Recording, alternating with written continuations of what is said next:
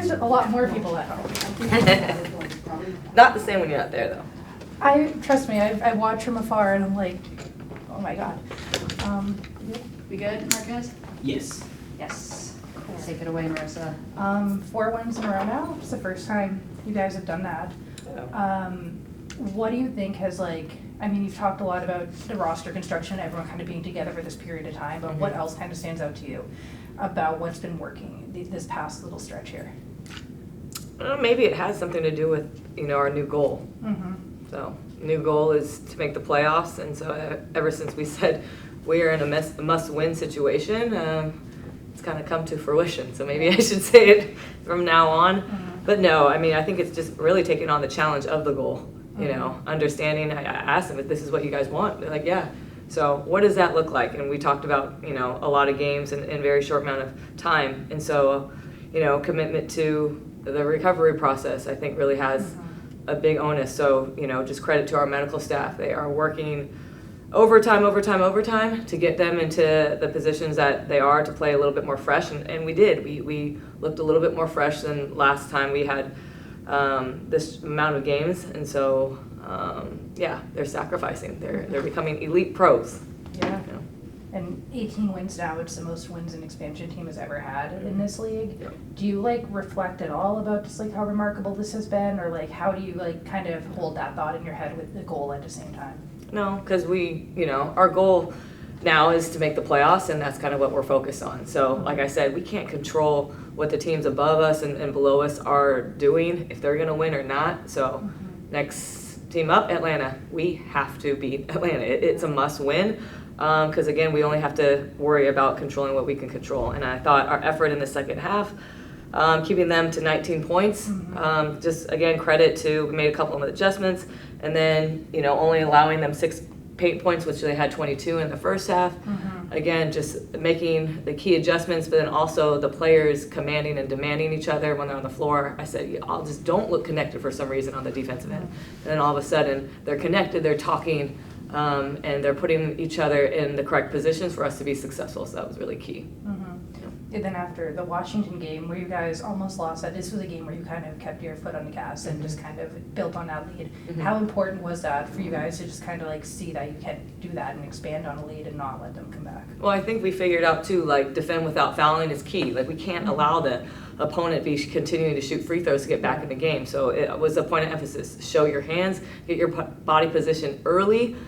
Be smart. Don't even put your hands down, because sometimes even if we're not fouling but our hands are down, they're calling fouls. And so I'm just continue to show hands. Don't get frustrated. It's hard to win on the road because, again, we sometimes see some home cooking for the other team, and so we just have to play smart, continuing to play smart, connected, and encourage each other through some of these tough moments when we do get some bad calls. It's just hey, just next play mentality. I thought V did a great job leading us. In this game, you guys went to the free throw line 25 times. What does it say just about the way you guys were kind of rushing the interior and getting to the hoop? Well, they switched. So when they were switching, and we got John, Chechi, and even Illy, rolling down to the paint, and so we just got freedom of movement type fouls to where we're trying to post, and then their guards were grabbing. So just credit to us getting into those situations where we're creating mismatches inside, and then everyone just being on the same string to just stay spaced and then getting that ball inside. So. Our players were connected on both ends, which wasn't like that in the first half, but it definitely came to fruition in the second. I know I asked you about the three-point shooting before the game, but this is the second game in a row where you've set season high in three-point shooting.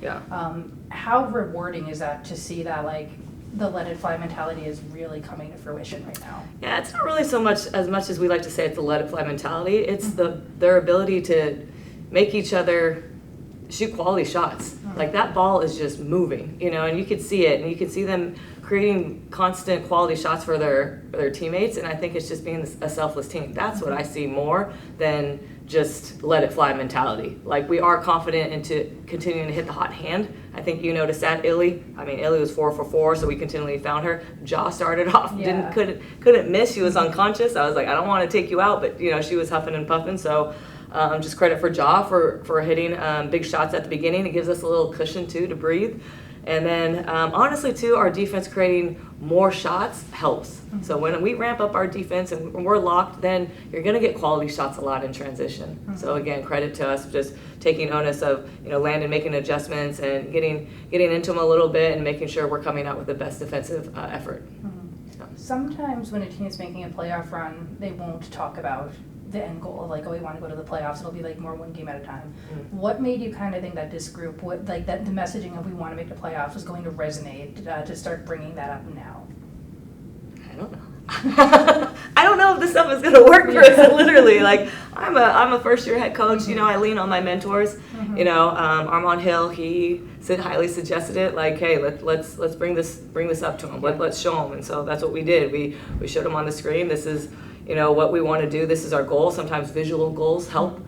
And so yeah, I have great mentors, and maybe it's worked in his past, and so I say why not? Let's take a shot at it. But again, it's the girls, it's the players. They're owning up to it. They're understanding. I'll sacrifice, coach. Like I'll sacrifice and get more recovery. Like 6 games in 11 days. Yeah. We're 4-0. So now we got to get the 5th one. So this is really going to test what type of mentality we really have. Do we have that mental toughness? Do we have that mental toughness that we're playing a little bit fatigue? Do we let fatigue, affect us, or do we stay connected and we fight together? So I hope we stay connected and fight together, but honestly, Marissa, I don't know. I'm learning as you're learning. Yeah. We talked about Eliana being 4-on-4. Yep. You found her on like pick and pop situations. Do you focus on that when she's on the floor? It just depends. It's really Veronica and Carla's reads. You know what I mean? She didn't get them all in the pop.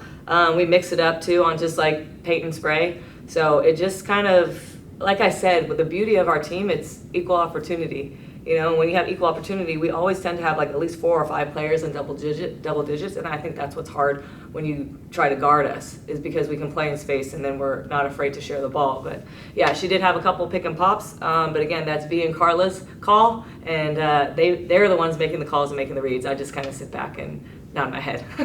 Yeah. Great, thank Yeah. you. Thanks you guys, appreciate it. See you Sunday. See ya.